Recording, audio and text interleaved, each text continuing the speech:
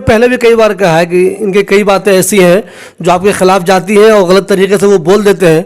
कभी दुकान का इल्जाम लगा दिया, जैसे अभी वाइफ के बारे में कहा, तो आपने कानूनी कार्रवाई करते नहीं, बोला कई बार आप। हाँ, उन्होंने माफी मांगी, उन्होंने उसके बाद तो कभी नहीं कहा। जब मैंने माफी उन्होंने मांग लिया, बिल्कुल, जब मैंने उनको नोटिस भेजा उसके बाद उन्होंने किसी मीटिंग में ये नहीं कहा कि इनका ये बनता है ये बनता है। मैंने जब भी कहा था, लेकिन उन्होंने कई लोगों के जरिए माफीनामा मुझसे खुद मिलकर कहा कि भाई वो तो राजनीति में चलता है। अगर आप कह रहे हैं कि आरएसएस राहुल गांधी को सपोर्ट कर रहा है तो ये बहुत ही तुच्चा किस्म का बयान है।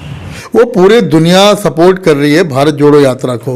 वो अकेले इंसान ऐसे हैं कि जो भारत जोड़ो यात्रा को आरएसएस से जोड़ रहे हैं। आप अगर अमानतुल्लाह का पूरा विधानसभा का स्पीच सुनेंगे तो पता ही नहीं है, उनको पता है, उन्होंने एक्सेप्ट किया है कि दिल्ली दंगे में उनके पार्टी की या केजरीवाल की इन्वॉल्वमेंट थी और जो लोगों की खासकर मुसलमानों की नाराज़गी है वो जायज़ है। ये उस वीडियो में उन्होंने अमानतुल्लाह साहब ने एक्सेप्ट किया है। आरएसएस को समझने के लिए आरएसएस को पढ़ना पड़ेगा। अमानत साहब पढ़ते तो हैं नहीं, उन्होंने सोचा केजरीवाल है, मनीष सिसोदिया है, मैं कुछ ऐसा बोल दूँ जिससे वो खुश हो जाएं, जो पार्टी में हमारी छवि ख़राब हो रही है वो कुछ अच्छी हो जाए। अच्छा ये बताइए, कल जो असेंबली में अहमदुल्ला खान साहब जो अखला के MLA हैं, उन्होंने दो बहुत ही ख़ास बात कही। एक तो उन्होंने जो इस इलाके के 2 पार्षद हैं कांग्रेस, उस पर इल्ज़ाम लगाया कि इन लोगों ने 1-1 करोड़ रुपये लिए बीजेपी से उसको फ़ायदा पहुंचाने के लिए।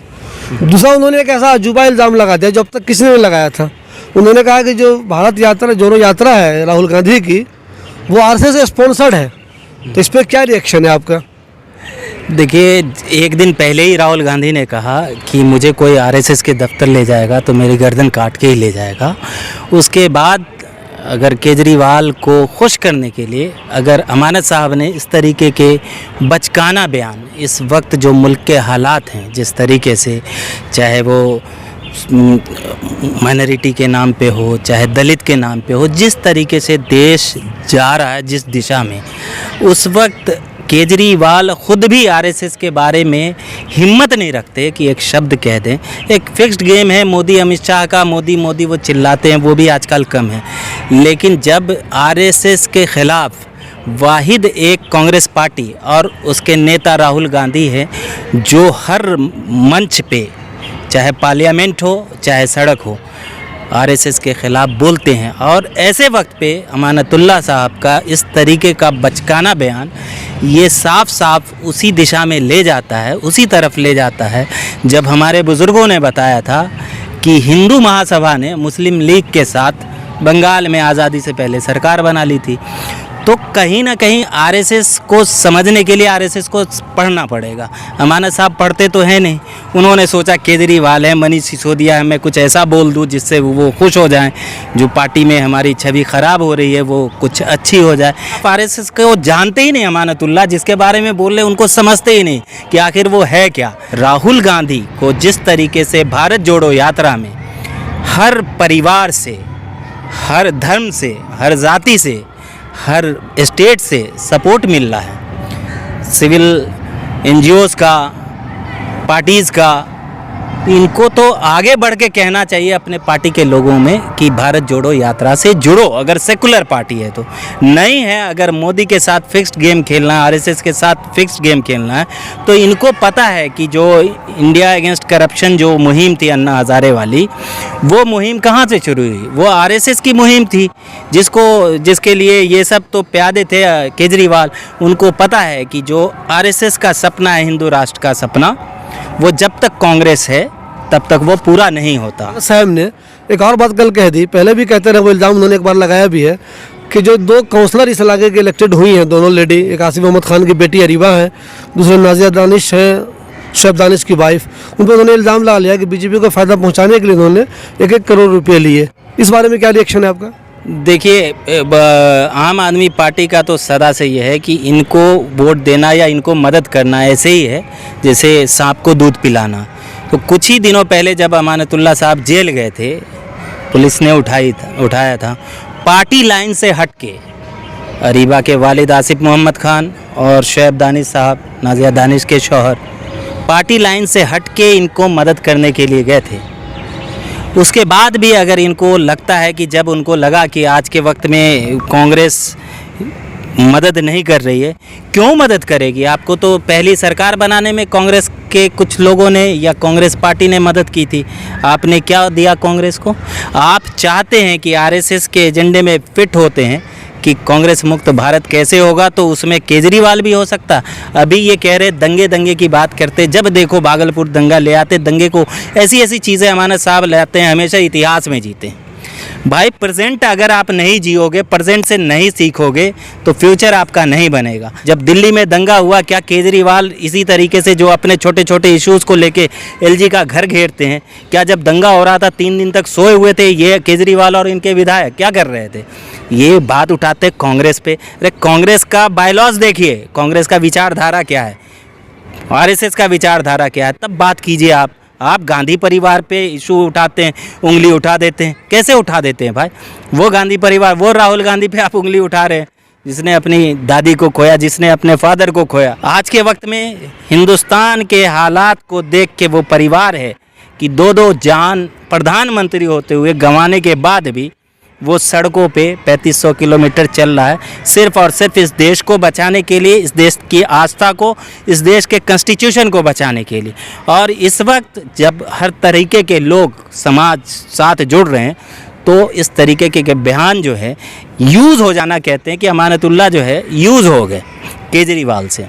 आप अगर अमानतुल्लाह का पूरा विधानसभा का स्पीच सुनेंगे तो पता ही नहीं है, उनको पता है, उन्होंने एक्सेप्ट किया है कि दिल्ली दंगे में उनके पार्टी की या केजरीवाल की इन्वॉल्वमेंट थी, और जो लोगों की खासकर मुसलमानों की नाराज़गी है वो जायज़ है। ये उस वीडियो में उन्होंने अमानतुल्लाह साहब ने एक्सेप्ट किया है।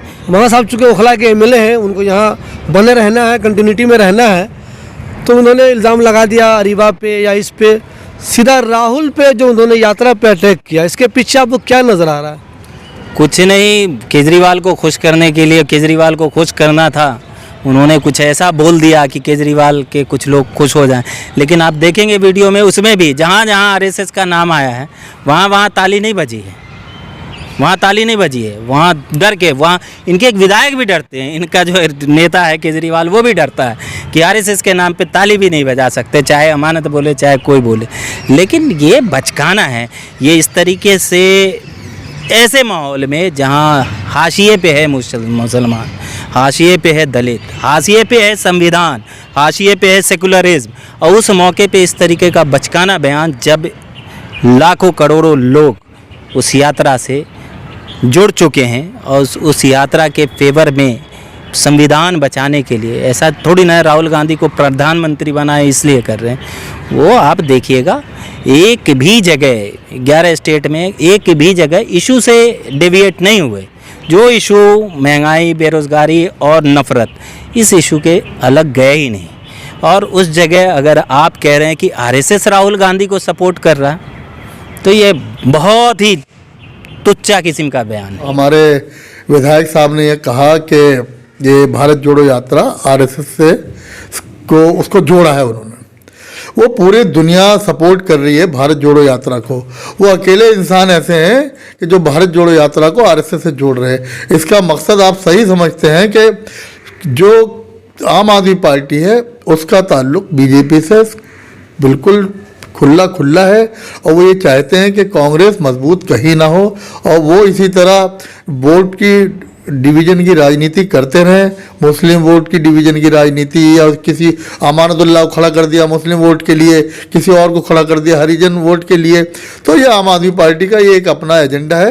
और अब वो कहाँ गए? जो अन्ना हज़ारे, जो उनके साथ में पूरा आरएसएस का सपोर्ट था जब रामलीला मैदान के ऊपर बैठे हुए थे, जब धरने के ऊपर, आज कहाँ है? आज केजरीवाल क्यों मोदी के खिलाफ रामलीला मैदान में क्यों नहीं बैठते हैं?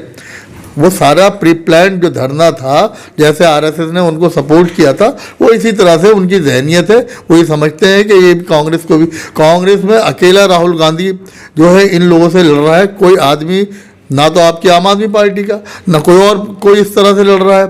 अकेला आदमी राहुल गांधी जो लड़ रहा है, और वो ना डर रहा है ना झुक रहा है, और एक एक कांग्रेसी कार्यकर्ता उसके साथ जुड़ा हुआ, लगा हुआ, हम लोग लगे हुए हैं बिल्कुल। जो उन्होंने कहा है कि 50 लाख नहीं, 50,000 नहीं, 1 करोड़ रुपये लिए हैं। मैं जल्दी ही कानूनी कानून का सहारा लूँगा और कानून के दायरे में मैं उनसे बात करूँगा। मैं उनको कानूनी नोटिस भिजवाऊँगा, अगर कोर्ट जाना पड़ा तो मैं कोर्ट भी जाऊँगा, क्योंकि ये एक मेरे ऊपर इल्ज़ाम है और इल्ज़ाम किसी के ऊपर ऐसे नहीं लगाना चाहिए। या तो वो साबित करें, मेरे खिलाफ एफआईआर बनती है, अगर मैंने ऐसा किया है तो मेरे खिलाफ एफआईआर कराए ना, अगर उनके पास सबूत है, प्रूफ है या कुछ ऐसा मामला है तो उनको जाकर मेरे खिलाफ एफआईआर करानी चाहिए। अगर नहीं कराते तो फिर आवाम के साथ नाइंसाफ़ी होगी, उन्हें जाकर एफआईआर मेरे खिलाफ करानी चाहिए अगर मैंने ऐसा किया है तो।